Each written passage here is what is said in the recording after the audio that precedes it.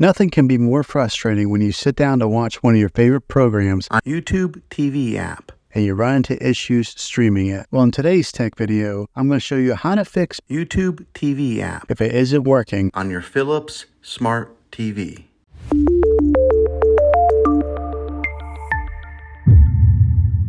Let's see if we can fix your problems and get YouTube TV app back up and running as quickly as possible. The first one, it's the easiest one to try, and that is to unplug your TV from the wall outlet and wait 60 seconds. Now don't be impatient here. Wait the whole 60 seconds, then plug it back in. This is very different from turning your TV on and off with your remote control. This is what we call a hard reset of your TV, so make sure you do this method. If that doesn't work, then find your router that is giving you Wi-Fi and unplug the power to that for 60 seconds. Then plug it back in. If it fixes it, great. If not, let's go ahead and move on to the next method. Try deleting YouTube TV on your TV. Go to wherever the apps are located on your system and remove the app altogether. Then reinstall YouTube TV again. After you reinstall it, you might have to log back in with all of your credentials, but hopefully this will work. And if that doesn't work, then I recommend buying an affordable Roku stick, Fire Stick, or Apple TV 4K and plug that into your TV and use that as your main streaming player, and you'll be able to access YouTube TV that way. I'll put links in the description down below of where you can get one. There you have it, folks.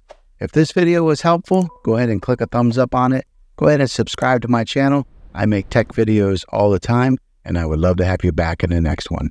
Take care.